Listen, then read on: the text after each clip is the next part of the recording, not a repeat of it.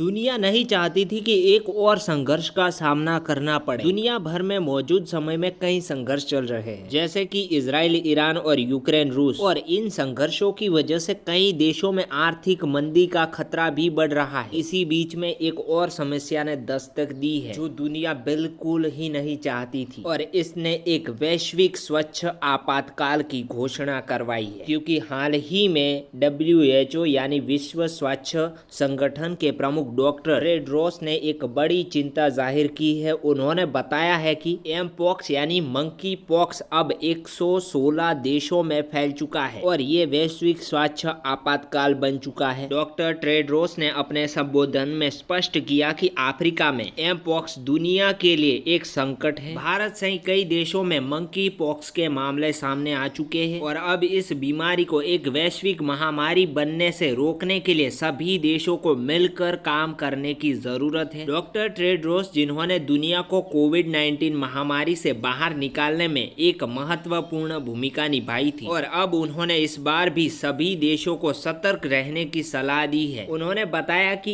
इस नए क्लेड का फैलाव काफी तेजी से हो रहा है और ये गंभीर चिंता का विषय है। मंकी पॉक्स, जो कि एक पुरानी बीमारी है और इसकी वैक्सीन भी बन चुकी है, यानी वैक्सीन उपलब्ध है, लेकिन अब सवाल ये है कि अचानक से इतनी चिंता क्यों हो रही है। वैज्ञानिकों ने मंकी पॉक्स को पहली बार 1958 में डेमोक्रेट रिपब्लिक ऑफ कांगो में खोजा था। ये जो बीमारी है वो मूल रूप से जानवरों से इंसान में फैलती थी। हाल ही के वर्षों में ये देखा गया है कि पहली बार ऐसा देखा गया है कि ये बीमारी मनुष्यों के बीच भी फैल रही है। ये बीमारी बेहद दर्दनाक हो सकती है, जिसे आप यहाँ पर स्क्रीन पर देख सकते हैं, जो पिंपल जैसे लक्षण दिखते हैं, और बुखार भी हो सकता है। उसके साथ ही जानलेवा भी हो सकती है। इसका मृत्यु दर लगभग 3 से 4% के बीच में है। हाल ही में एमपॉक्स का एक नया स्ट्रेन भी सामने आया है जो काफी तेजी से फैल रहा है और अधिक घातक भी हो सकता है। ये नया स्ट्रेन अफ्रीका में फैल रहा है। ये देखते हुए इसे नियंत्रण करना काफी कठिन है। इसकी वजह से WHO ने इसे गंभीरता से लिया है। सोचो, अगर ये बीमारी बड़े पैमाने पर फैलती है तो इससे लाखों से करोड़ों लोगों की जान खतरे में पड़ सकती है। इस नए स्ट्रेन के बारे में जो सबसे बड़ी चिंता है वो